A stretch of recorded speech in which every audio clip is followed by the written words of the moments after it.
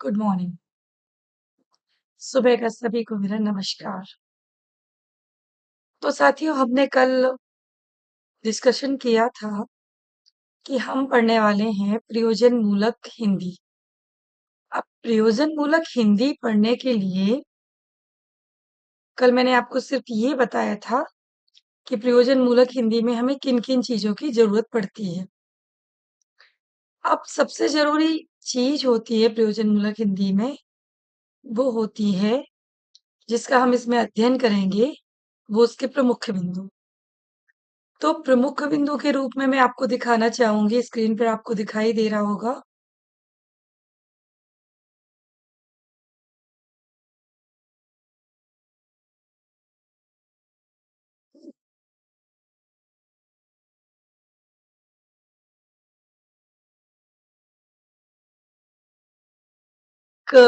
भाषा होती है इसमें।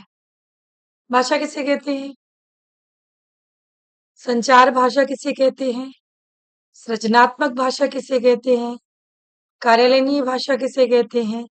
और उस राजभाषा के प्रमुख कार्य क्या होते हैं? मतलब पूरा हमारा जो वीडियो है, जो आपको हम देना चाह रहे हैं, वो भाषा के ऊपर से देना चाह रहे हैं। तो भाषा जो सप्त संपदा हमारी इसकी बनी है, जिसे हम कीवर्ड्स भी कहते हैं, कि इसकी जो पहली इकाई है, उस पहली इकाई में हमने सिर्फ भाषा को महत्वपूर्ण माना है। भाषा एक ऐसा जरिया है जिसके माध्यम से हम अपने विचारों का, अपनी भावनाओं का आदान प्रदान करते हैं। भाषा कोई क्रिया नहीं है, भाषा कोई काम नहीं है, भाषा कोई कहना चाहिए कि आ, भाषा को जो मानवीय संवेदनाएं हैं, मानव की जो अंदर से फीलिंग्स निकल रही है, वो भाषा है। भाषा उसी का रूप है, उसके अलावा भाषा कुछ नहीं। भाषा के स्वरूप को देखते हुए भाषा में कई प्रकार की चुनौतियां आई, कई प्रकार की संभावनाएं आई हैं। किस प्रकार भाषा को अग्रेषित किया जाए, किस प्रकार भाषा को आगे ले जाया जाए, इन सभी मुद्दों को लेकर हमारे आज की पहली यूनिट पर हम डिस्कशन करेंगे। हमारी पहली यूनिट में भाषा का स्वरूप, भाषा की अवधारणा, भाषा, संचार माध्यम का भाषा पर प्रभाव, राष्ट्रभाषा पर प्रभाव, कार्यालयीन भाषा पर प्रभाव और राजभाषा के प्रमुख कार्यों पर उसका प्रभाव। एक छोटा सा प्रश्न है मेरा आप सभी के लिए, भाषा उत्पन्न कहाँ से? भाषा की शुरुआत कैसे हुई? किस प्रकार भाषा आगे बढ़ी? कैसे भाषा का अस्तित्व बना? तो भाषा जो शुरुआत हुई है, उसका जो स्वरूप हुआ है, वो क्या था? कहते हैं भाषा तो बच्चा माँ के घर में भी सीख ले। मैंने कल भी इस बात को रखा था आपके बीच में। मेरा आप कल का वीडियो लेक्चर सुनेंगे तो उसमें क्लियर हो जाएगा कि भाषा एक ऐसा माध्यम है जिसे बालक गर्भ अवस्था से सीखता है। गर्भ अवस्था में उसने भाषा के स्वरूप को सीख लिया। भाषा का स्वरूप क्या था? अब हम भाषा के स्वरूप की बात करें कि भाषा का स्वरूप क्या होता है। तो भाषा का जो स्वरूप होता है, भाषा एक अनवरत चलने वाली प्रक्रिया है जो कभी नहीं रुकती, निरंतर चल रही, कुछ नया लेकर चल रही है, नई चीजों को लेकर चल रही है, बस वो निरंतर बढ़ती जा रही। तो भाषा के स्वरूप को अगर हम एक्सप्लेन करें, अगर हम आपको बताएं, तो वो शुरू होता है ध्वनि से। ध्वनि, ध्वनि का मतलब आप समझ रहे होंगे। ध्वनि को ही वर्ण कहा जाता है। ध्वनि भाषा की वह प्रक्रिया है जिसे खंडित नहीं किया जा सकता, जिसे तोड़ा नहीं जा सकता, जिसे सिर्फ महसूस किया जा सकता है। अगर मैंने कहा राम, मैंने एक शब्द बोला राम, तो राम शब्द में जो ध्वनि आई है वो कौन सी आई है? ध्वनि को हम वर्ण के रूप में भी जानते हैं। तो राम शब्द में अगर मैं आपसे पूछूं, राम क्या है एक शब्द? भाई बोर्ड पे अगर मैं लिखूं आपके लिए कि राम क्या है, तो आपका आंसर क्या होगा? क्विक आंसर आपकी तरफ से क्या होगा? राम एक शब्द है। अब राम शब्द में कितने अक्षर हैं, या राम शब्द में कितने वर्ण हैं, या राम शब्द में कितनी ध्वनियां निकल के आ रही हैं? जब उनका डिवीजन करते हैं ना, तो राम शब्द में हमारे दो अक्षर निकलते हैं। पहला अक्षर निकलता है का, दूसरा अक्षर निकलता है माँ। ठीक है, ध्यान से सुनना मेरी बात को। अगर कॉन्सेप्ट क्लियर करना है आपको, हिंदी भाषा के ऊपर अपनी कमांड जमानी है, तो प्रारंभिक नॉलेज बहुत जरूरी है। जब तक आपको ध्वनि वर्ण और अक्षर समझ में नहीं आएंगे ना, तब तक आप भाषा पे कमांड नहीं कर सकते। तो ध्वनि जो हमारी है, अब राम शब्द में हम ध्वनि को ढूंढते हैं। राम शब्द में मैंने रा रस्सी वाला लिया, वो एक हमारा अक्षर हो गया। और माँ मछली वाला लिया, वो एक अक्षर हो गया। अब रा में जो आ की मात्रा लिखी है, रा, हा। माँ में जो आ रहा है छोटा, कहते हैं ना स्वर जब भी आप बोलते हैं, कोई भी व्यंजन बिना स्वर की सहायता से नहीं बोला जाता। व्यंजन बोलने के लिए आपको स्वर की जरूरत जरूर पड़ती है। तो जब आप व्यंजन बोल रहे हैं और आपको स्वर की जरूरत पड़ रही है, तो राम अक्षर में, राम शब्द में आ में तो बड़ा आ आपका स्वर आ गया, और माँ में छोटा हलंत के साथ स्वर आ गया। तो इसमें जो वर्ण निकले, जो ध्वनि निकली, वो कितनी थी? वो थी चार। कौन कौन सी? रा, आ, मा और आ। राम, राम। भाषा विज्ञान, मैंने कल भी कहा था आपसे कि हिंदी जो है ना, वो एक साइंस है, टेक्नोलॉजी है, पूरी की पूरी भाषा विज्ञान है। अगर शब्द आपके मुख के किस बिंदु से निकल रहा है, उन सब का लेखा जोखा है भाषा। तो शुरुआत मैंने उसकी ध्वनि से की है आपके बीच में, कि भाषा संस्कृत की भाष धातु से बना शब्द है। भाषा का अर्थ होता है बोलना, ये अपनी बात कहना। अर्थात वह भाषा है जिसे बोला जाए, जिसे सुना जाए, जिसे महसूस किया जाए, जिसे शब्दों में बयां किया जाए, वो भाषा होती है। उसकी शुरुआत मैंने आपको बताई ध्वनि या वर्ण से। ध्वनि आप एक वर्ण मैंने आपको बताया था कि ध्वनि क्या होती है। ध्वनि होती है जो शब्द आपको कर्णगत, जो शब्द आपको सिर्फ सुनाई दे रहे हैं, जिन शब्दों का आप सिर्फ महसूस कर रहे हैं, उन्हें हम ध्वनि कहते हैं।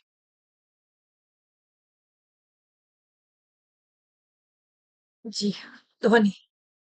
अब ध्वनि की परिभाषा क्या हुई? जिससे खंडित ना किया जा सके, जो सिर्फ कर्णगत है, वह आपकी ध्वनि कहलाती है। अब मैंने भी एक शब्द और बताया था आपको, वर्ण। तो हम ध्वनि को ही वर्ण कहते हैं। भाषा की सबसे छोटी इकाई वर्ण कहलाती है। अच्छा, अगर मैं बोर्ड पे लिखती हूँ आपके सामने क ख ग घ ङ च, और मैं लिखती हूँ क ख ग आ पा सा न हा, तो इन दोनों में डिफरेंस क्या है? दोनों में क्या अंतर बताएंगे आप? आपका अंतर होगा इसमें से, अगर मैंने लिखा है का, ख, ग, घ, ड, तो ये वर्णमाला है। और अगर मैंने लिखा है का, ख, आ, मा, सा, छा, जा, कुछ भी जो मेरे मन में आए वो ये सिर्फ अक्षर है।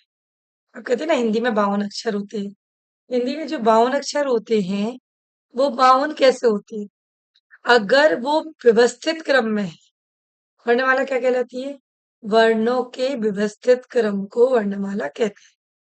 अगर आपका वो वर्णमाला जो है वो व्यवस्थित क्रम में है, तो वो कहलाएगा आपका वर्ण। और अगर वो अव्यवस्थित क्रम में है, कहीं भी कुछ भी लिखा है, कहीं का लिखा है, कहीं खा लिखा है, कहीं गा लिखा है, कहीं घा लिखा है, कहीं डा लिखा है, कहीं चा लिखा है, कहीं पा लिखा है, कहीं भी कुछ एक्स वाई जेड, वो सब क्या है? आपका अक्षर है। क्लियर? तो मैंने अभी जो आपसे बात की है, वो मैंने बात की है तीन बात। हम भाषा को समझने की कोशिश कर रहे हैं। भाषा की शुरुआत कहाँ से हुई आपकी? ध्वनि से। ध्वनि किसे कहते हैं? ध्वनि जिसे खंडित ना किया जा सके, जो सिर्फ कर्णगत हो, जो आपको सिर्फ सुनाई दे रही, जिसको आप महसूस कर रहे हो, उसे लिखा नहीं जा सकता। ध्वनि को लिखा नहीं जाएगा। ध्वनि जो साउंड आपने मैंने भी बताया था आपको कि बच्चा जब पैदा होता है, उसका जन्म होता है, पृथ्वी पर आता है, तो डॉक्टर सबसे पहले उसके रोने की आवाज, क्यों? क्योंकि जो साउंड निकल रहा है, जो रोने का साउंड निकल रहा है, जो रोने की आवाज निकल रही है, उससे ही पता चलेगा कि बच्चा जीवित है, बच्चा इस संसार में सरवाइव करने के लायक है। अगर वो ध्वनि ही सुनाई नहीं देगी तो अब उस ध्वनि को क्या किया हमने? महसूस ना। उस ध्वनि को सिर्फ हम महसूस कर सकते, उस ध्वनि को लिखा नहीं जा सकता। रोने की आवाज को लिखने में तो मुझे बहुत दिक्कत आएगी ना। रोने की आवाज, बच्चा रो रहा है, सेंटेंस तो बन गया, लेकिन जो रोने की आवाज आ रही कई प्रकार की होती है। कोई बच्चा एकदम तेज आवाज में रोता है, कोई बच्चा थोड़ा स्लो आवाज में भी रोता है, कोई बस करके बात खत्म कर, लेकिन रोता तो है, ध्वनि तो है। मेरा कॉन्सेप्ट समझते जाना, जब तक आपको प्रारंभिक शिक्षा समझ में नहीं आएगी, मैं इस बात को बार बार रिवाइज कर रही हूँ, जब तक आगे के कॉन्सेप्ट समझने का कोई इश्यू नहीं। तो रोना जो साउंड है, उसे कहते हैं ध्वनि। ध्वनि जिसे आप खंडित ना कर सके, जिसे आप लिख ना सके, जिसे सिर्फ एहसासों में लाया जाए, जिसे सिर्फ समझा जाए, वो कहलाती है हमारी ध्वनि। उसके बाद आती है वर्ण। तो जो ध्वनि है उसे ही हम वर्ण कहते हैं, लेकिन जब वो वर्ण वाला होती है, देखना कंफ्यूज नहीं होना है आपको। वर्ण जो होता है वो ध्वनि का ही एक रूप है, लेकिन जब वो व्यवस्थित क्रम में होगा तो वो वर्णमाला हो जाएगी, और जब वो अव्यवस्थित क्रम में होगा तो वो अक्षर हो जाएगा। दोनों में अंतर है, दोनों अलग अलग है। वर्ण एक अलग चीज है, अक्षर एक अलग चीज है। तो वर्ण क्या है? जब वो ध्वनि के रूप में कार्य कर रहा है तो वो वर्ण कहलाएगा। और वर्णमाला क्या है? जब आपके अक्षरों का समूह या आपके वर्णों का समूह व्यवस्थित क्रम में लिखा हुआ हो तो वो आपका वर्णमाला कहलाता है। तो वर्ण क्या है? भाषा की सबसे छोटी इकाई। भाषा सीख रहे हैं ना, पढ़ रहे हैं भाषा को, भाषा वाला कॉन्सेप्ट क्लियर कर रहे हैं। तो भाषा की सबसे छोटी इकाई क्या होती है? हमारी वर्ण। अब बात करते हैं हम वर्णमाला। मैंने बताया वर्णों के व्यवस्थित समूह को वर्णमाला कहते हैं। जब वो प्रॉपर लिखा हो, अगर स्वर भी लिखे हैं तो स्वर भी वर्णों के व्यवस्थित क्रम में लिखे होना चाहिए। आ, बड़ा, छोटी, बड़ी, ऊ, बड़ा, ई, बड़ी, ए, आई, ओ, औ, अम, आह बगल में दो बिंदु। ये आपकी वर्णमाला। अगर हम बात करते हैं व्यंजनों की, तो का वर्ग। का वर्ग शुरू कहाँ से होता है? का, खा, गा, गा, डा। चा वर्ग। चा, छा, जा, झा, उआ या खा। ता वर्ग। ता, था, दा, धा, ना। पा वर्ग। पा, फा, बा, भा और मा। जब ये व्यवस्थित क्रम में लिखे हो, एक अक्षर के बाद दूसरा अक्षर बना हो, तब इसे कहते हैं वर्णमाला। अच्छा, अगला पॉइंट मेरा आपके लिए, अक्षर किसे कहते हैं? वर्णमाला तक का कॉन्सेप्ट हमारा क्लियर हो गया। अक्षर किसे कहते हैं? तो अक्षर कहलाता है जब यही वर्ण, जो वर्णमाला मैंने आपको सुनाई, अव्यवस्थित क्रम में रखी हो, यही वर्णमाला जब अव्यवस्थित क्रम में रखी हो तो उसे कहते हैं हम अक्षर। जैसे का, आ, मा, चा, छा, जा, ऊ। मतलब इनमें कोई व्यवस्थितता नहीं है। कहीं मैंने स्वर को लगा दिया है, कहीं मैंने व्यंजन को लगा दिया, किसी को भी कहीं से भी ऐड कर दिया, तो ये थोड़ी वर्णमाला हुई। ये हो गया हमारा अक्षर। और इसे शॉर्ट में समझे तो जो वर्णमाला और अक्षर हमारी है ना, अभी मैंने एग्जाम्पल दिया था, दोबारा इस एग्जाम्पल को हम रिवाइज करते हैं। राम। राम जो है शब्द है। जब हमने ध्वनि सीखा, ध्वनि से हमने वर्ण बनाना सीखा, वर्ण से मैंने अक्षर बनाना सीखा, और अक्षरों को मिलाकर जो समूह बना, वो कहलाया हमारा शब्द। तो राम क्या है? राम एक शब्द है। राम एक शब्द। अब आपसे पूछा जा रहा है कि राम उस शब्द में कितने वर्ण हैं, कितने अक्षर हैं? जी हाँ, राम शब्द में दो अक्षर है। एक है हमारा रा शब्द, रा अक्षर, शब्द नहीं। शब्द कैसे हो जाएगा? रा सिंगल है ना, तो रा हमारे यहाँ क्या अक्षर होगा? अक्षर। माँ क्या होगा? हमारा दूसरा अक्षर। तो राम शब्द में दो अक्षर है। अच्छा, वर्ण और ध्वनि कितनी हुई इसमें? तो राम शब्द में चार वर्ण है। कैसे हुए चार वर्ण? रा, आ। रा एक अक्षर, और जो बड़ा उसमें मात्रा लगी है, वो ध्वनि है। वो साउंड हो रहा है ना, वो बढ़ रहा है ना, वो ऊपर जा रहा है, तो वो वर्ण हो जाएगा। तो रा, और दूसरा वर्ण हो गया हमारा आ। तीसरा वर्ण हो जाएगा हमारा माँ। अब माँ में जो हलंत के साथ आ लगा हुआ है, वो हो जाएगा हमारा चौथा वर्ण। ठीक है, राम शब्द में कितने अक्षर हुए? दो अक्षर। वर्ण कितने हो गए? चार वर्ण हो गए। लगता है मुझे आपको प्रारंभिक कॉन्सेप्ट क्लियर हो गया कि जब भी कोई भाषा बनती है, तो वो ध्वनि ऑब्लिक वर्ण ऑब्लिक अक्षर से मिलकर बनती है। अब हम अक्षरों की बात करते हैं, तो अक्षरों को हमने दो डिवीजन में बांट रखा है, दो भागों में बांट रखा है। एक आपका हो जाता है स्वर, दूसरा आपका हो जाता है व्यंजन। स्वर और व्यंजन। स्वर किसे कहते हैं?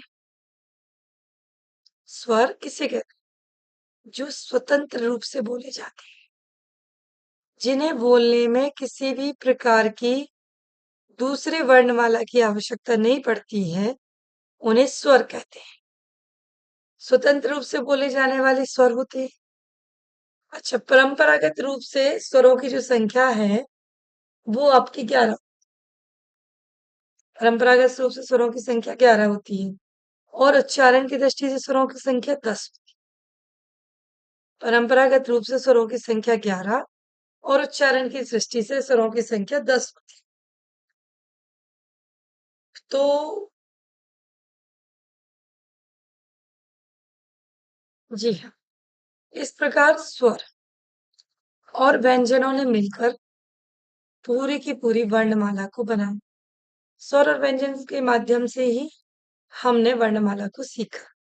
स्वर मैंने आपको बताया परंपरागत रूप से 11 होते हैं, वही व्यंजन आपके 39 होते हैं। 39 व्यंजनों में और 11 स्वर, दो द्विगुण व्यंजन, सबको मिलाकर आपके अक्षरों की संख्या 52। हिंदी में 52 अक्षर होते हैं। उसके बाद इन सब से मिलकर बनता है शब्द। शब्द और शब्दों के मिलकर बनता है एक पद। जैसे मैंने कहा, राम। राम एक शब्द है। राम गया। राम गया एक पद है, और इन पदों से मिलकर बनता है एक वाक्य। राम गया और उसने वहां पढ़ाई। ये हमारा हो गया वाक्य, और इन वाक्यों से मिलाकर बनता है एक पैराग्राफ।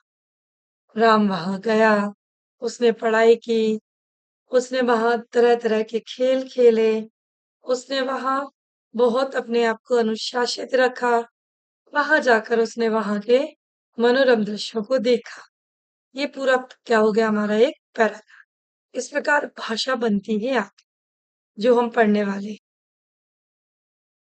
तो इस प्रकार स्वर और व्यंजन के माध्यम से हमने भाषा का स्वरूप तैयार किया। अब भाषा किसे कहते हैं? हमारा क्वेश्चन बनता है, भाषा किसे कहते हैं? भाषा शब्द का अर्थ है बोलना या कहना। अर्थात भाषा वह है जिसे बोला जाए। बोलते तो संसार के सभी प्राणी हैं, प्रत्येक जीवधारी गाय, घोड़े, बिल्ली, कुत्ता, चिड़िया आदि परस्पर विचारों एवं भावों के आदान-प्रदान हेतु किसी न किसी प्रकार की भाषा का प्रयोग करते हैं। परंतु हम उनके विचार विनिमय को भाषा नहीं कहते हैं। उनकी भाषा केवल सांकेतिक होती है, जबकि भाषा मानव का जो स्वरूप है, केवल सांकेतिक ना होकर लिखित विचार और भाव विनिमय के साधन के लिखित रूप को हम भाषा कहते हैं। इस प्रकार मनुष्य के भावों, विचारों, अभिप्रेत अर्थों की अभिव्यक्ति की ध्वनि प्रतीकात्मक साधन को भाषा कहते हैं। भाषा की अवधारणा एवं उसकी कुछ परिभाषाएं।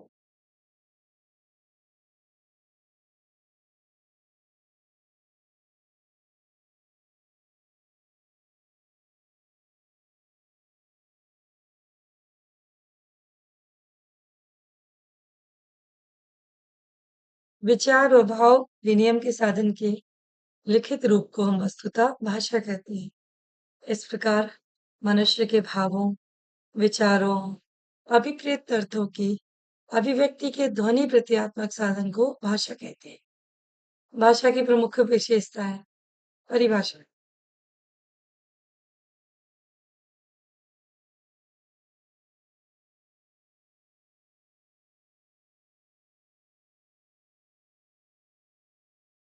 भाषा विज्ञान का विषय मानवीय भाषा है। सामान्य रूप से मनुष्य भाषा का निर्माण करता है। किसी देश, विभाग या बड़ी जाति की भाषा के लिए भी भाषा शब्द प्रयुक्त होता है। इस अर्थ में तिब्बती, चीनी, फारसी आदि भाषाएं भी भाषा कहलाती हैं। एक भाषा में अनेक स्थानीय और प्रांतीय भेद हो सकते हैं। हिंदी एक भाषा है, किंतु उसमें अनेक स्थानीय और प्रांतीय भेद हैं। किंतु हिंदी को अंतरंग भाषा और बोलियों में बोलने वाले भी समझ सकते हैं। विभिन्न स्थानीय बोलियों के वर्गों की भाषा। कुछ ऐसे स्थानीय और प्रांतीय बोलियां हैं, बिहारी, राजस्थानी आदि के वर्ग के लिए भाषा का प्रयोग किया जाता है, जो किन्हीं अंशों में परस्पर विशेष सम रहती हैं और स्वयं से संबंध बोलियों के इसके वर्ग नाम विभिन्न भिन्न बोलियां के भिन्न होती रहती हैं। डॉक्टर ग्रेशन ने आधुनिक प्रांतीय आदि भाषाओं को केंद्रस्थ, मध्यवर्ती और वाह प्रदेशस्थ तीन वर्गों में विभाजित किया है। साहित्यिक भाषा या शिष्ट भाषा। विद्वान लोग भाषा का प्रयोग साहित्यिक भाषा के साहित्य सून असाहित्य भाषाओं के लिए बोली का प्रयोग करते हैं, जैसे संस्कृत भाषा, अंग्रेजी भाषा आदि। ब्रजमंडल के घरों में बोली जाने वाली बात सहेंगी। साहित्यिक भाषा को सर्वसाधारण की भाषा में भेद होता है।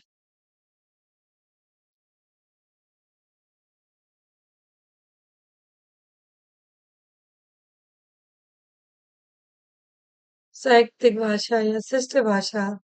विद्वान लोग शब्द का प्रयोग साहित्यिक भाषा के साहित्य शून्य असाहित्यिक भाषाओं के लिए बोली का प्रयोग करते हैं। संस्कृत भाषा, अंग्रेजी भाषा ब्रजमंडल के घरों में बोली जाने वाली भाषा को बोलेंगे, सहेंगे। साहित्यिक भाषा और सर्वसाधारण की भाषा में भेद होता है। साहित्यिक भाषा में कृत्रिमता आ जाती है, जो उसे सर्वसाधारण की भाषा से पृथक करती है। सर्वसाधारण एक कृत्रिमता आजमान सरिता के समान है, तो साहित्य भाषा एक कृत्रिम झील की तरह है। सर्वसाधारण की भाषा सदैव विकासशील रहती है। वैदिक संस्कृत ने जब संस्कृति का रूप धारण कर लिया, तब जन भाषाओं का प्राकृतों में विकास होने लगा।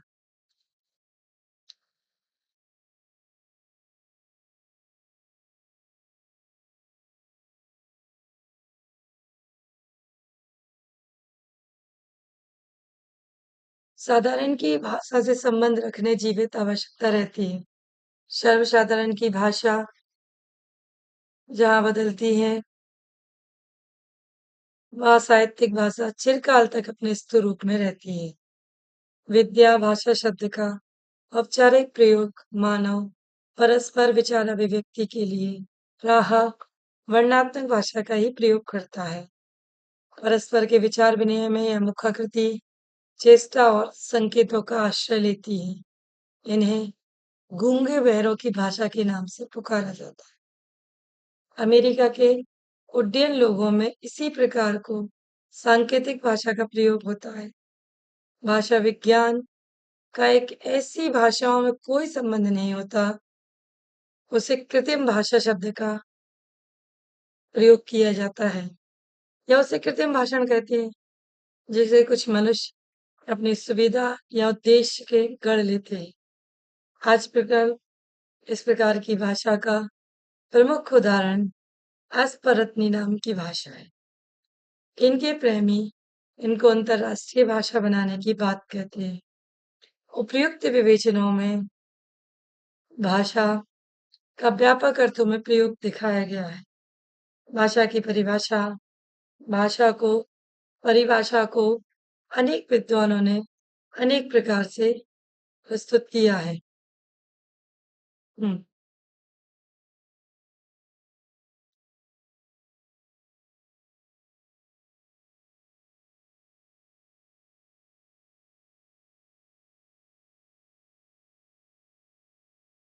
यहाँ उन्हीं के स्वरूप में उल्लेख किया जा रहा है। देखिए, ऐसा नहीं है भारतीय वैज्ञानिकों ने सिर्फ भाषा के बारे में बताया, कई वैज्ञानिकों ने। भाषा तो भाई एक मैंने कहा ना एक माध्यम है, फीलिंग्स है। हम यहाँ हिंदी विषय की बात कर रहे हैं, तो ये हिंदी की बात हो गई। लेकिन अगर हम हिंदी विषय की बात नहीं करते, तो यही भाषा अंग्रेजी हो जाएगी, यही उर्दू हो जाएगी, यही चीनी हो जाएगी, यही मलयालम हो जाएगी, यही तमिल हो जाएगी, यही मराठी हो जाएगी। तो जो भाषा है, इस पर सबने अपने-अपने विचार व्यक्त किए। अपने-अपने प्रकार से, अपने-अपने हिसाब से, सबने अपने-अपने विचारों को यहाँ प्रस्तुत किया है। तो प्लेटो बहुत बड़े भाषा वैज्ञानिक के रूप में जाने जाते हैं। विचारात्मा की मूक अथवा आधुनिक बातचीत है, जो ध्वनि बनकर होठों पर प्रकट होती है। बहुत सुंदर परिभाषा है, इसको हम समझते हैं कि भाषा क्या है? विचार आत्मा की मूक और अध्वन्यात्मक बातचीत है। आपके मन में जो विचार चल रहे हैं, उन विचारों की मूक मतलब ना बोलने वाली, जिसकी कोई ध्वनि नहीं है, एक बातचीत है, जो ध्वनि बनकर होठों पर प्रकट होती है। बहुत बढ़िया, शानदार। जो ध्वनि बनकर होठों पर प्रकट होती है, वह भाषा कहलाती है। प्लेटो जी ने कहा है कि भाषा क्या है? भाषा आपकी आत्मा के मूक विचारों की अध्वन्यात्मक कहानी है, जो होठों के माध्यम से बाहर निकलती है। उसे हम ध्वनि कहते हैं, उसे हम भाषा कहते हैं, उसे हम भाषा का स्वरूप कहते हैं।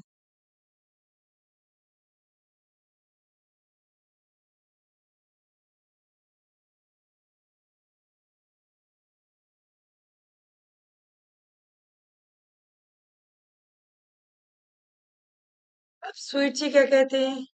ध्वन्यात्मक शब्दों द्वारा विचारों की अभिव्यक्ति का नाम भाषा है। जो ध्वनि रूपी शब्द निकल रहे हैं, जो मैंने आपको शुरू में समझाए थे कि ध्वनि क्या कहलाती है। देखिए, वो एक सारा कॉन्सेप्ट आपका यहाँ निकल के आ रहा है कि जो ध्वनि रूपी शब्द हैं, उन विचारों की अभिव्यक्ति का नाम ही भाषा है। जो ध्वनि आपके मुंह से निकल रही है, जिसे सिर्फ सुना जा रहा है, जो सिर्फ कर्णगत है, जो महसूस की जा रही, जो विचारों में समाहित, वो क्या है?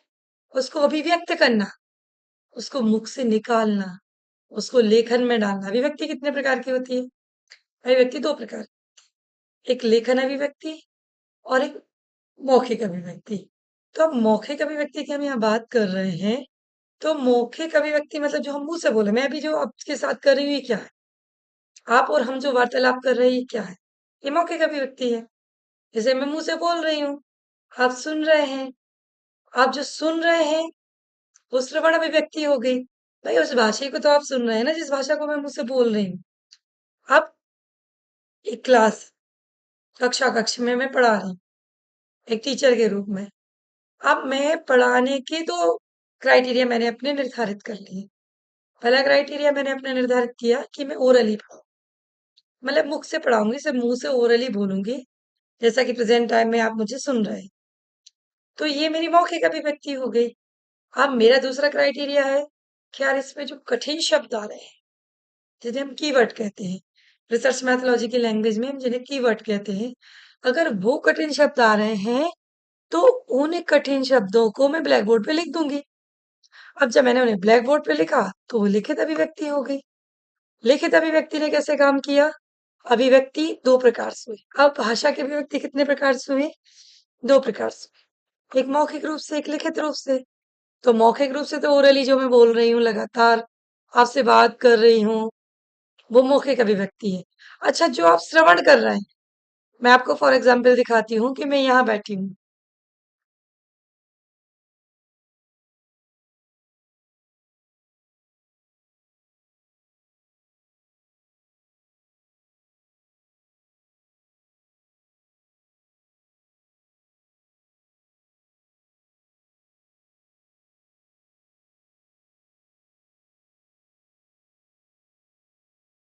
अब मैंने यहाँ 1 मिनट तक बिल्कुल शांत बैठकर किसी की बातों को सुना, तो ये श्रवण अभिव्यक्ति हो गई। भाई मैंने सुना, फिर मेरे जो फेस एक्सप्रेशन थे, रीडिंग थी मेरी, चेहरे की जो रीडिंग थी, वो श्रवण कर रही थी। इस एग्जाम्पल को हम दोबारा से समझेंगे। देखिए मैं क्या समझाने की प्रयास आपको कर रही हूँ कि अभिव्यक्ति भाषा का माध्यम है। अब वो अभिव्यक्ति कितने प्रकार से होती है? 2 प्रकार से। एक लिखित अभिव्यक्ति होती है, एक मौखिक अभिव्यक्ति होती है। अब लिखित अभिव्यक्ति में तो आपने लिख दिया, आपने अपने विचारों को अपने मस्तिष्क में रखा और उसे लिखा, सिर्फ लिखा, ठीक है? वो हो गई आपकी लिखित अभिव्यक्ति। अब उसके बाद मौखिक क्या हुई कि जो मैंने अभी आपको परिभाषा समझा रही हूँ, ओरली बोल रही हूँ, मेरी मौखिक अभिव्यक्ति है। अब श्रवण करके मौखिक अभिव्यक्ति कैसे होगी? तीसरा जो बड़ा बिंदु है, वो है हमारा श्रवण करना, सुनना। अच्छा, आपने कौशल पढ़े हैं? देखिए हम पॉइंट से थोड़ा सा हट रहे हैं, लेकिन इस विषय की यहाँ बहुत आवश्यकता है, इसलिए मुझे हटना पड़ रहा है। स्किल्स के बारे में आप जानते हैं? स्किल्स कौन कौन से होते हैं? स्किल्स 4 प्रकार के होते हैं: बोलना, लिखना, सुनना और पढ़ना। इन 4 स्किल्स पे हम अपनी पढ़ाई करते हैं, एजुकेशंस देते हैं। तो सबसे पहला जो हमारा कौशल होता है, वो होता है सुनना। पहला होता है बोलना, सॉरी, पहला होता है बोलना। अब इसे हम कैसे समझेंगे? हम समझेंगे, न्यूबॉर्न बेबी जन्म लेता है, सबको पता है जन्म लिया उसने, उसने सबसे पहले बोलना सीखा। मैं भी कौशल नहीं समझा रही हूँ, कौशल के टाइप्स बता रही हूँ, प्रकार बता रही हूँ। उसने सबसे पहले क्या सीखा था? बोलना। जब वो जन्म लिया, उसने पृथ्वी पर आया और उसने सबसे पहला रोने की जो ध्वनि निकाली, वो उसने बोलना शुरू किया। तो वो सिर्फ बोलना था। अब इस बोलने को भी अगर हम साहित्यिक बात में बात करें, तो होता है वाचन। अब वाचन किसे कहते हैं?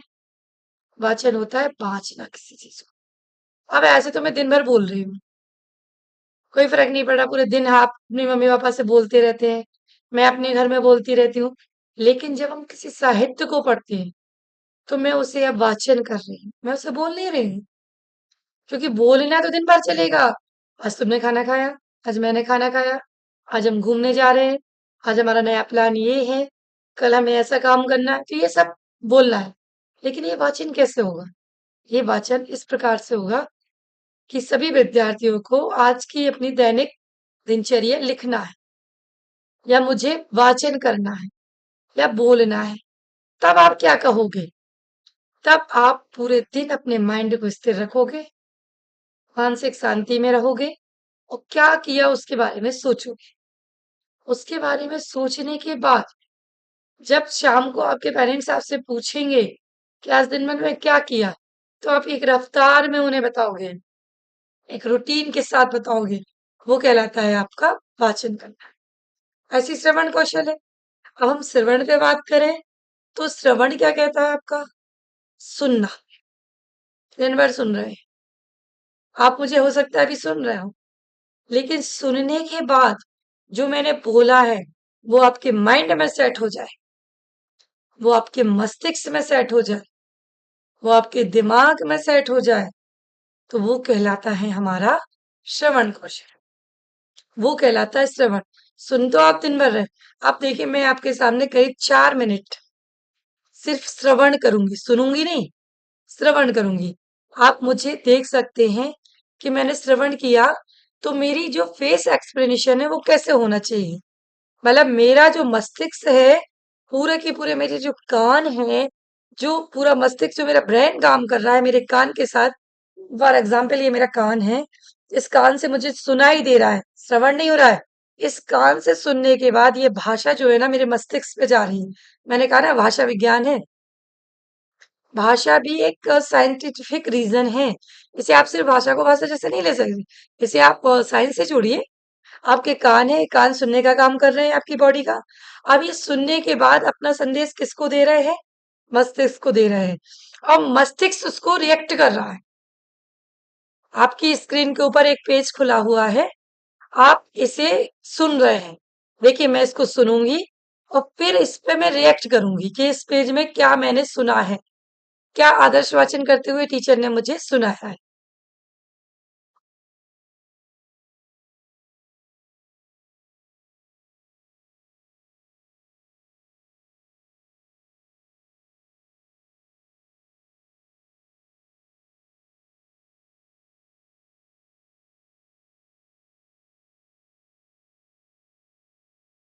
हम्म।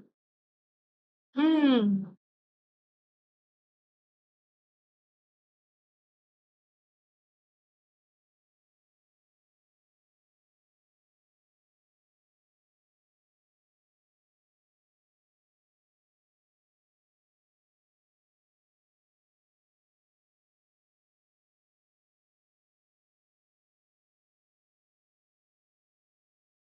हम्म। हम्म। हम्म। हम्म। हम्म। हम्म।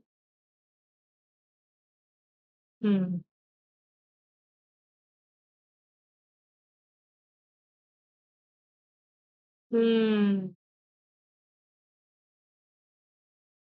हम्म। हम्म।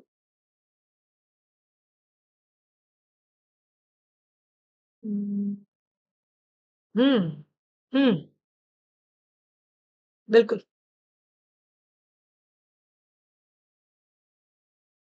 जी।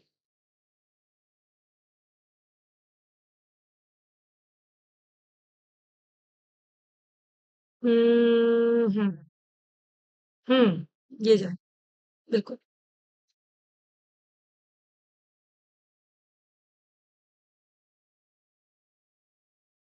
हम्म।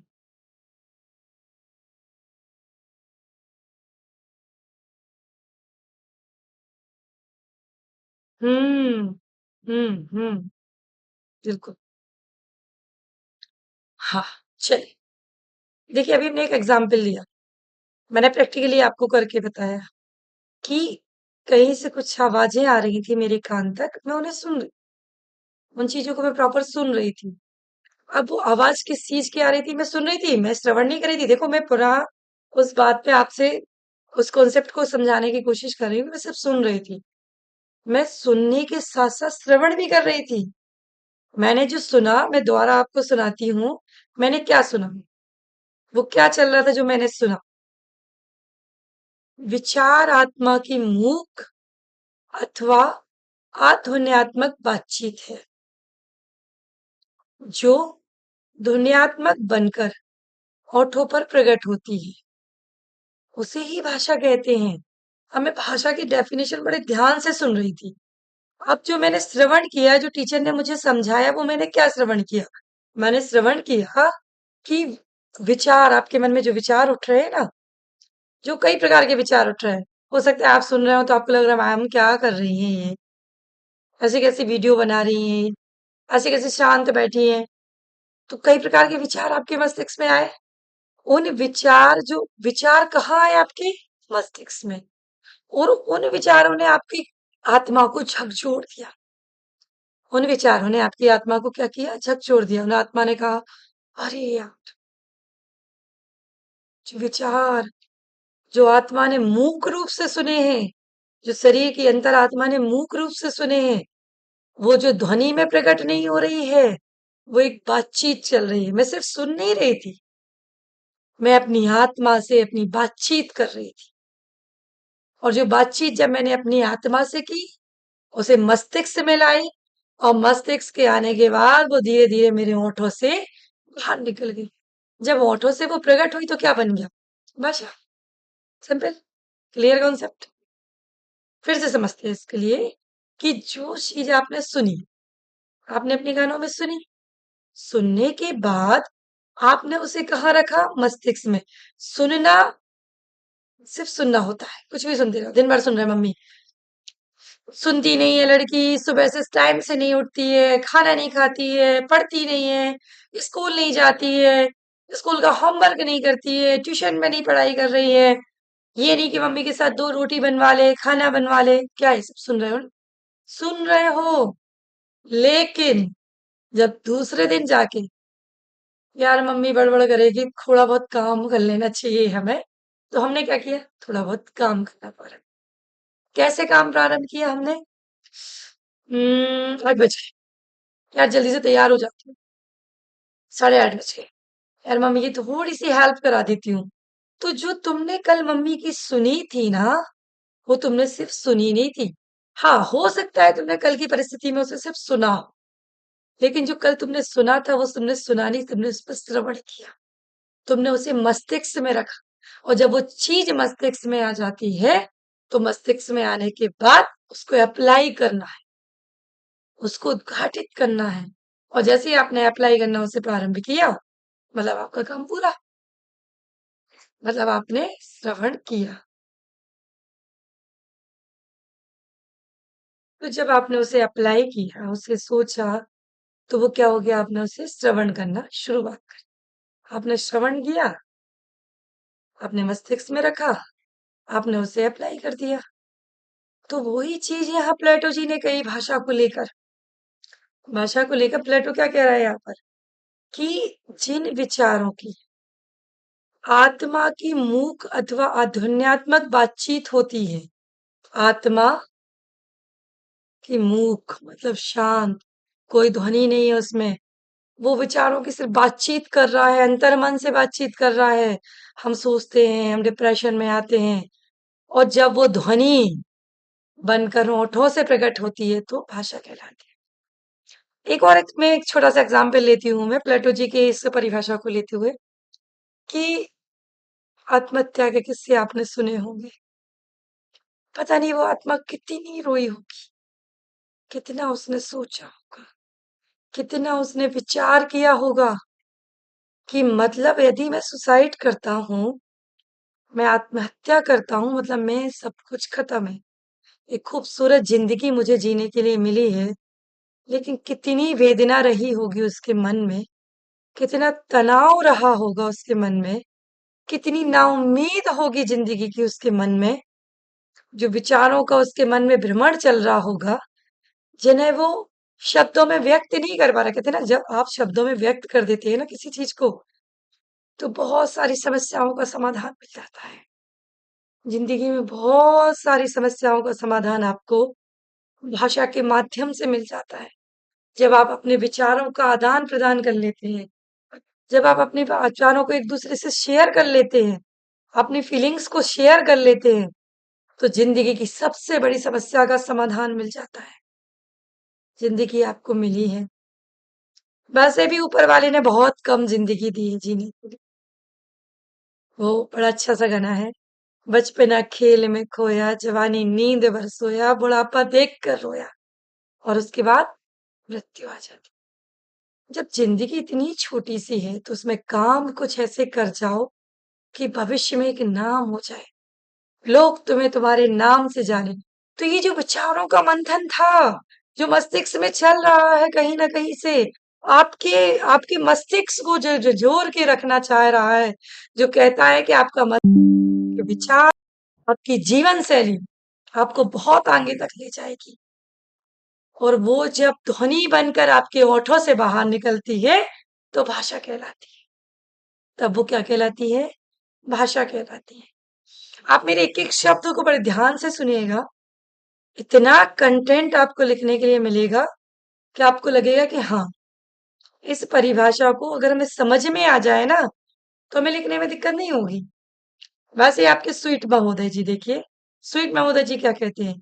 स्वीट महोदय जी कहते हैं कि ध्वन्यात्मक शब्दों द्वारा जो ध्वनि से शब्द बने, देखिए मैंने कहा था ना, सबसे पहला लेक्चर अटेंड करना बहुत जरूरी है। जब तक आपको ध्वनि और वर्ण और अक्षर में डेफिनेशंस पता नहीं होंगी, अंतर पता नहीं होगा, तब तक मतलब ही नहीं बैठता है कि आप उसे आगे ले जाए। कैसे आप उसे आगे ले जाएंगे? स्वीट महोदय क्या कह रहे हैं देखिएगा। ध्वन्यात्मक शब्दों द्वारा विचारों की अभिव्यक्ति का नाम ही भाषा है। जो ध्वनि शब्द है, जो ध्वनि आपके मुंह से निकल रही है, जो वर्ण और अक्षर के रूप में आपके मुंह से निकल रही है, उसे जब आप व्यक्त करते हैं, अभिव्यक्त करते हैं, उसे ही हम भाषा कहते हैं। उसका नाम ही यहाँ पर भाषा लिया गया है। क्रोचे जी क्या कहते हैं भाषा को लेके? भाषा उस स्पष्ट, सीमित और सुगठित ध्वनि को कहते हैं जो अभिव्यंजना निर्धारित करती है। भाषा क्या है? अच्छा, गूंगे बहरों के पास भाषा होती है? बिल्कुल होती है। ऐसे कैसे कह सकते हो कि मैम गूंगे बहरों के पास भाषा नहीं होती है? उनके पास साइन लैंग्वेज होती है। होती है। भाषा उनके पास भी है। भाई होठों से जो प्रकट कर रहा है वो भी एक भाषा है। इसके लिए एक बहुत अच्छा एग्जाम्पल देती हूँ। मैं अभी कल कुछ दिन पहले बनारस से लौट के आ रही थी। बड़ा प्यारा एग्जाम्पल है। दो विदेशी मुझे ट्रेन में मिल गए बनारस से लौटते वक्त। उन दो विदेशियों ने, दोनों के दोनों हस्बैंड वाइफ थे, भारत यात्रा पे वो निकले हुए थे। दोनों विदेशी ना ही सुन पाते थे ना ही बोल पाते थे।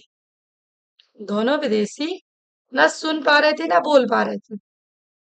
तो भाई ऐसी कंडीशन में वो विदेश यात्रा कैसे कर रहे हैं? विदेशी हैं, भारत के अंदर यात्रा करने आए हैं, तो उनके पास थी साइन लैंग्वेज, प्रतिक्रिया भाषा। वो अपने इशारों के माध्यम से लोगों को समझा रहे थे, क्योंकि वो नहीं समझ पा रहे थे कि मैं क्या बोलना चाह रही हूँ। या तो वो राइटिंग, लिखित भाषा के माध्यम से अपनी बात को समझा पा रहे थे, या फिर साइन लैंग्वेज जिसे हम कहते हैं। फिर मैं इस बात को दोहराऊंगी। 80 के दशक में जो लोग यहाँ मेरे इसको सुन रहे होंगे, पढ़ रहे होंगे, यस पढ़ेंगे इन फ्यूचर में, तो उस समय जो दिल्ली दूरदर्शन चलता था, इतने सारे टीवी चैनल्स नहीं थे। Zee TV, Star News, media, psychology, internet, ये लिम्का, बुक, रिकॉर्ड्स, टेक्नोलॉजी कुछ भी नहीं था। सिर्फ दिल्ली दूरदर्शन आता था और बड़ा मजा आता था उस दिल्ली दूरदर्शन को देखने में। दिल्ली दूरदर्शन पर शाम को 8 बजे रोज न्यूज आती थी।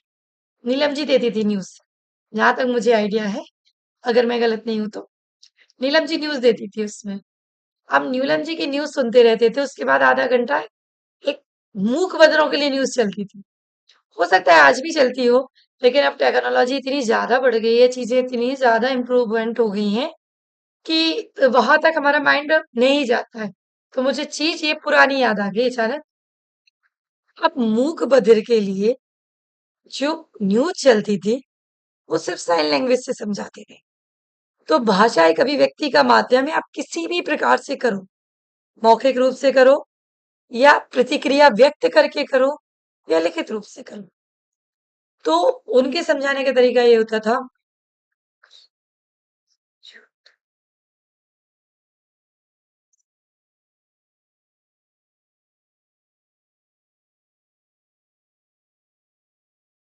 जो मैंने आपके सामने अभी रिएक्ट किया, जो मैंने आपको दिखाने की कोशिश की, इसमें से शायद कुछ को समझ में आ गया होगा, कुछ को नहीं भी आया होगा। जिनको नहीं आ रहा है, उनको साइन लैंग्वेज को मैं एक्सप्लेन करके बताती हूँ कि मैंने क्या कहा। एक छोटा सा घर, एक प्यारी सी गुड़िया, और गुड़िया करती है आप सभी का स्वागत। आया ना? तो साइन लैंग्वेज से भी आप अपनी भाषा को समझा सकते हैं। तो जो दंपति था विदेशी, मुझे जो मिला ट्रेन के अंदर, वो अपनी पूरी की पूरी बात एक साइन लैंग्वेज से कर रहा था, इतने अच्छे से कर रहा था कि मुझे भी लगा कि यार ना बोल पाता है, ना सुन पाता है, लेकिन ये अपने सारे विचारों को मेरे सामने कैसे प्रस्तुत कर रहा है। और मैं समझ रही थी, मैं चीज़ों को समझ रही थी और मेरे जवाब को वो समझ रहे थे। वो मेरी मुझे क्योंकि मैं ना गूँगी हूँ, ना बहरी हूँ, तो मुझे वो साइन लैंग्वेज नहीं आ रही थी करते हुए, नहीं बन रही थी मुझे, लेकिन मैं अपने मुख से शब्द बोल रही थी। वाओ! Very nice. आपसे मिलकर मुझे बेहद खुशी हुई। वो उस चीज़ को रिएक्ट कर रहे थे। वो मेरे शब्दों के मूवमेंट्स को समझ रहे थे। वो शब्द के मेरे लिप के जो मूवमेंट थे, जो मेरे होंठ हिलने की क्रिया थी, उसको समझ रहे थे। और उसको समझने के बाद वो अपना रिएक्ट मुझे दे रहे थे, कह रहे थे,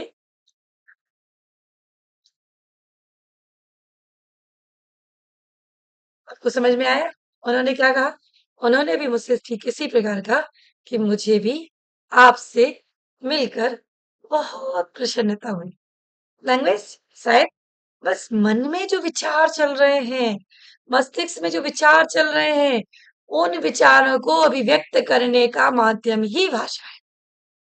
जो मस्तिष्क में विचार चल रहे हैं ना, उन विचारों को व्यक्त करने का, दूसरों को सुनाने का माध्यम ही भाषा कहलाती है। इसके अलावा भाषा और कुछ नहीं होती है। क्रोची जी ने क्या कहा, सुनते हैं हम इनकी बात को। भाषा है स्पष्ट।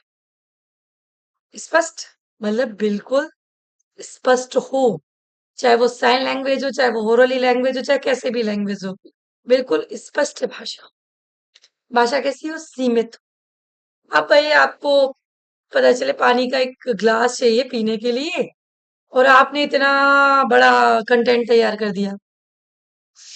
मैं मोस्टली पढ़ाती हूँ ना, मेरा जो पढ़ाने का तरीका है ना, मैं ना मीडिया को बहुत लेती हूँ। मीडिया से मतलब मेरा यहाँ पर है एग्जाम्पल्स। एग्जाम्पल्स को बहुत लेती हूँ मैं। अब क्रोची जी की परिभाषा को कैसे समझेंगे हम?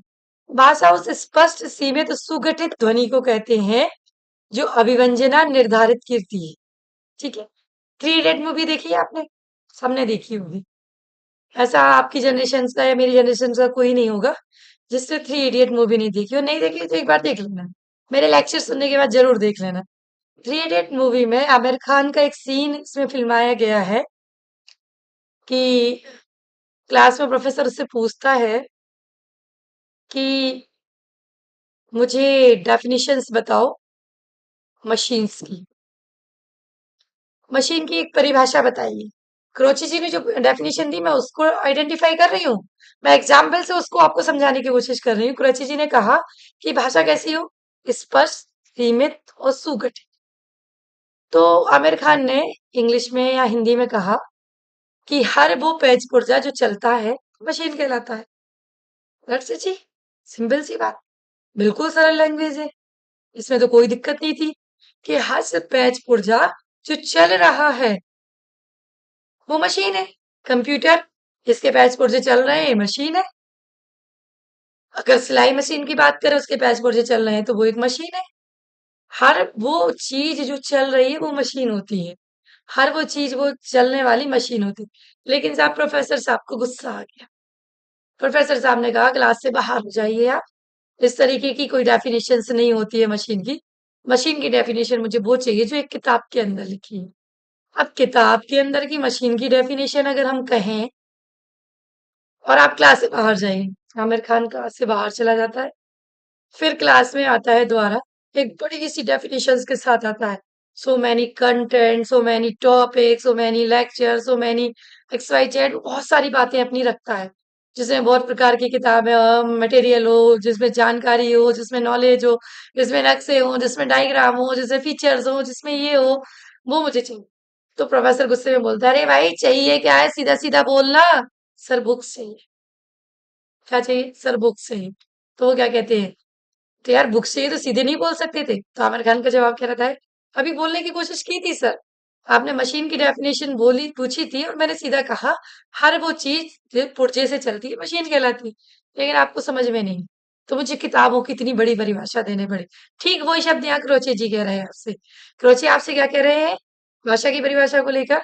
भाषा उस स्पष्ट, सीमित और सुगठित ध्वनि को कहते हैं जो अभिव्यंजना को निर्धारित करती है, जो सीमित है, जो स्पष्ट है और जो सुगठित है, मतलब पहले से गठित की हुई है, वो कहलाती है आपकी भाषा। हम्म। ब्लॉग और टाइगर जी क्या कहते हैं भाषा के बारे में? देखिए, ये सब विदेशी राइटर्स हैं। भारत का एक भी राइटर्स नहीं है इसमें, सारे विदेशी राइटर्स हैं। अब ब्लॉग और ट्रैगर कहते हैं कि भाषा व्यक्ति ध्वनि की वह पद्धति है जिसके माध्यम से समाज के व्यक्ति परस्पर व्यवहार करते हैं। बहुत शानदार, बहुत बढ़िया। ट्रैगर जी और ब्लॉक दोनों ने मिलकर भाषा के बारे में चिंतन किया कि भाषा है क्या, इसका स्वरूप क्या है, क्या आवश्यकता है इसकी। तब उन्होंने कहा कि भाषा व्यक्ति ध्वनि चिन्हों की वह पद्धति है। भाषा व्यक्ति ध्वनि चिन्हों की वह पद्धति है जिसके माध्यम से समाज के व्यक्ति, समाज किसे कहते हैं? जिस पर्यावरण में आप रह रहे, जिस वातावरण में आप रह रहे, जिन लोगों के बीच में आप रह रहे हैं, आपका परिवार, आपका समाज है। समाज सिर्फ ऐसा नहीं होता कि जिस जाति के बीच में आप रह रहे हैं वो समाज नहीं। समाज होता है आपका परिवार। अब आप अपने परिवार में कितने लोगों को मानते हैं? भाई, आप मानते हैं कि मेरे परिवार में मैं हूँ, मेरे मम्मा पापा है, मेरा भाई बहन है, बस? नहीं। आपके चाचा चाची भी आपका परिवार है, आपके मामा मामी भी आपका परिवार है, आपके बुआ फूफा भी आपका परिवार है, उनके बच्चे भी आपका परिवार है।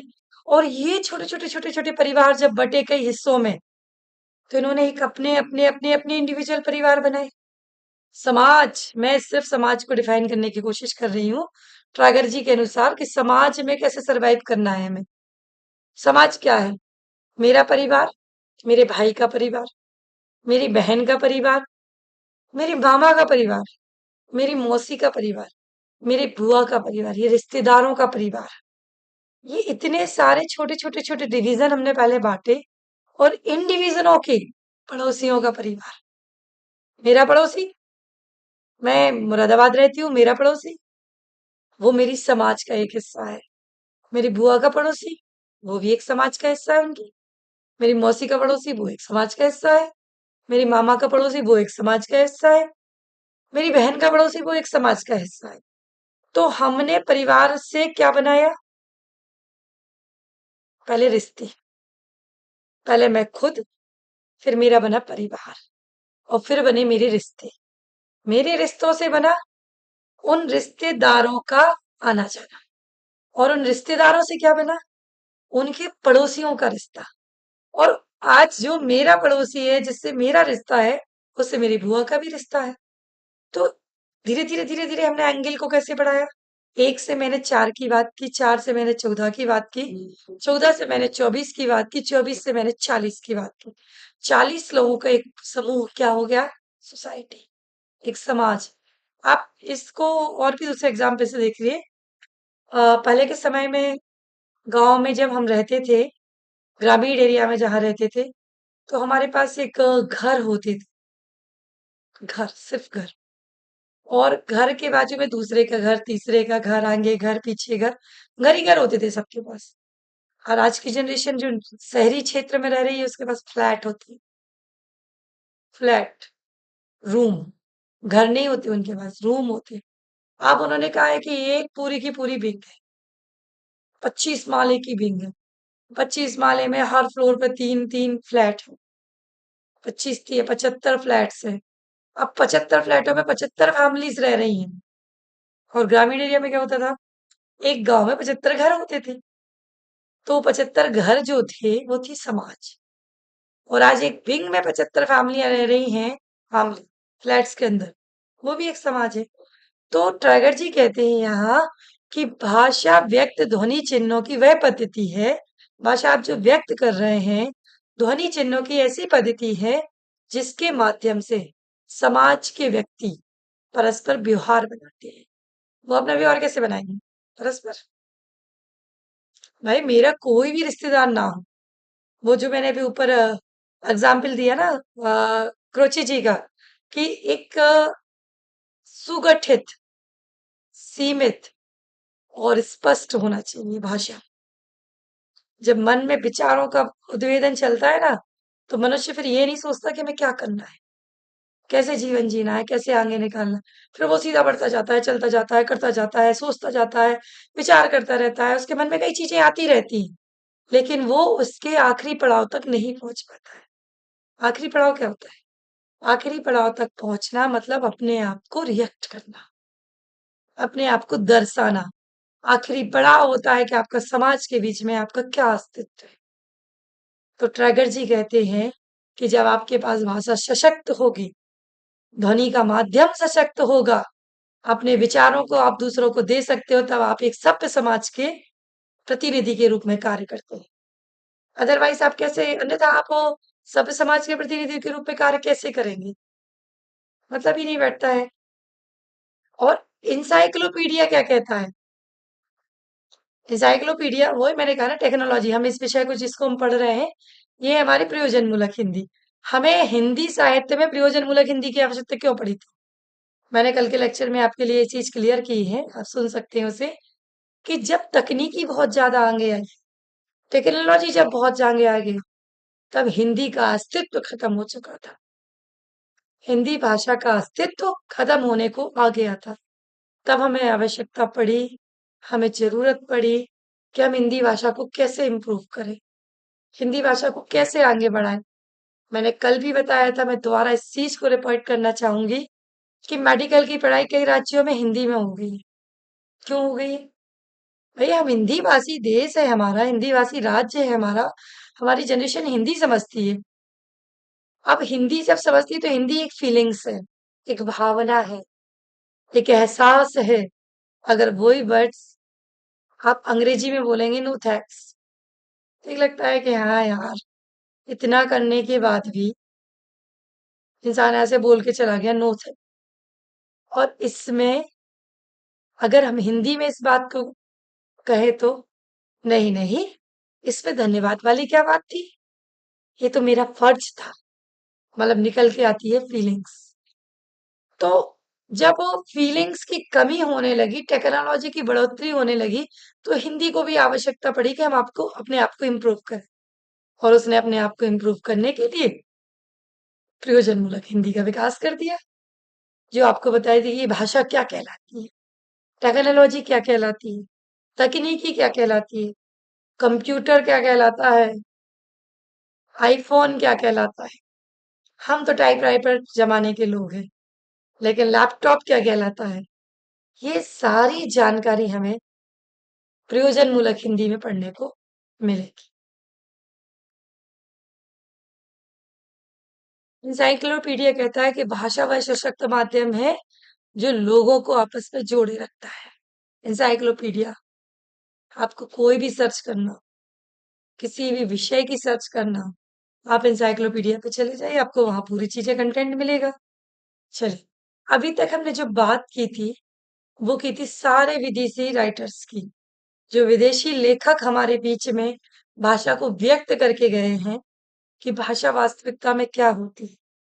अब हम आज बात कर रहे हैं, परिभाषाओं को ही समझ रही हूँ अभी मैं, भाषा की जो डेफिनेशन है अभी हम उस पे ही बात कर रहे हैं, उसी पे हमारा डिस्कशन चल रहा है कि भारतीय जो भाषा है, हम बात करते हैं भारतीय विद्वानों की, जो प्रतिष्ठित विद्वान हैं, जिन्होंने भाषा के बारे में अपने विचार व्यक्त किए हैं, उनके बारे में हम बात करते हैं। पहले गुरु हैं हमारे कामता प्रसाद गुरु जी। कामता प्रसाद का नाम आपने बहुत कुछ सुना होगा, व्याकरण शास्त्र को पूरा का पूरा लिखा है इन्होंने, व्याकरण शास्त्र के बारे में पूरा वर्णन किया है इन्होंने, कामता प्रसाद जी ने। कामता प्रसाद जी ने व्याकरण का जो अद्भुत नमूना देश के अंदर प्रसिद्ध किया है ना, इतने अच्छे तरीके से व्याकरण शास्त्र को समझाने वाला मुझे आज तक कोई लेखक नहीं मिला। तो कामता प्रसाद गुरु जी कहते हैं, भाषा वह साधन है, भाषा वह साधन है जिसके द्वारा मनुष्य अपने विचार दूसरों पर भली भांति प्रकट करता है। भाषा वह साधन है जिस पर मनुष्य अपने विचार दूसरों पर भली-भांति प्रकट करता है और दूसरों के विचार आप स्पष्टता समझ सकता है। कितनी बढ़िया बात कही उन्होंने भाषा को लेकर कि सिर्फ विचार थोपना ज़रूरी नहीं होता है। आपके मन में क्या माइंड सेटअप चल रहा है, क्या विचार चल रहे हैं, वो दूसरे के ऊपर थोपना ज़रूरी नहीं होता है। ज़रूरी होता है कि दूसरे के मन में जो विचार चल रहे हैं, आप उसको कैसे समझ रहे हैं। और इन दोनों अभिव्यक्ति का माध्यम भाषा होती है। इन दोनों चीज़ों का माध्यम जो होती है, वो भाषा होती है। दोनों के माध्यम से हम भाषा को पूर्ण मानते हैं। मतलब फीलिंग्स आई ना, मैं कह रही ना शुरू से कह रही हूँ कि जो हिंदी भाषा में फीलिंग्स है ना, वो इतनी ज़्यादा अंग्रेजी भाषा में फीलिंग्स नहीं है। इसे मुझे बहुत ज़्यादा एक्सप्लेन करने की ज़रूरत नहीं है आपके लिए। बिल्कुल सिंपल सा शब्द उन्होंने लिखा है कि भाषा वह साधन है जिसके द्वारा मनुष्य अपने विचार दूसरों पर भली-भांति प्रकट कर सकता है और दूसरों के विचार स्पष्टता समझ सकता है। तो हमारे विचार आप समझें, आपके विचार हम समझें, ये कौन-सा माध्यम हो गया? भाषा का माध्यम हो गया। भाषा के द्वारा हम इसे पूर्ण कर रहे हैं। भाषा से ही हम इसे पूर्ण मान रहे हैं। इसी प्रकार डॉक्टर मंगलदेव शास्त्री जी ने कहा, भाषा मनुष्य की उस चेष्टा या व्यापार को कहते हैं। भाषा मनुष्य की उस चेष्टा या व्यापार को कहते हैं जिससे मनुष्य अपने उच्च उपयोगी शरीर अवयवों के उच्चारण किए गए वर्णात्मक व्यक्त शब्दों द्वारा अपने विचारों को प्रकट करता है। बहुत सुंदर परिभाषा है। आइए समझते हैं इसे। भाषा मनुष्य की उस चेष्टा या व्यापार को कहते हैं। व्यापार, देखिए सभी लेखक ने अपने अपने हिसाब से भाषा को डिफाइन किया है, सभी ने। जिसको जैसे लगा इन्होंने उसको व्यापार कह दिया। अभी हमने टैगरे जी का पढ़ा था, उन्होंने समाज कहा था भाषा को। भाषा समाज का एक अस्तित्व है। शास्त्री जी का मानना है कि भाषा मनुष्य की उस चेष्टा या व्यापार को कहते हैं जिससे मनुष्य, व्यापार है भाषा, अपने उच्च प्रयोगी शरीर अवयवों से उच्चारण किए गए, अपने उच्च उपयोगी मतलब अपने लिए जो उपयोगी है। शरीर अवयव मतलब यहाँ शरीर अवयव को क्या क्या माना गया ये बताइए। यहाँ शरीर अवयव को माना गया ओठ, शरीर के अवयव, पार्ट्स। भाषा जो है ना, मैंने कहा अभी साइन लैंग्वेज, तो जरूरी नहीं मैं ओठ को खोलूं। बिना ओठ खोले भी मैं बहुत कुछ कह सकती हूँ, मैं अपनी बात रख सकती हूँ। की ना मैंने सिर्फ अपनी पलकों को ऊपर उठाया, मुंहों को, फिर मैंने इशारा किया, मतलब मैंने ये कहा कि और कैसे है? चलते हैं क्या? तो बिना शब्दों के माध्यम से भी हम भाषा को व्यक्त कर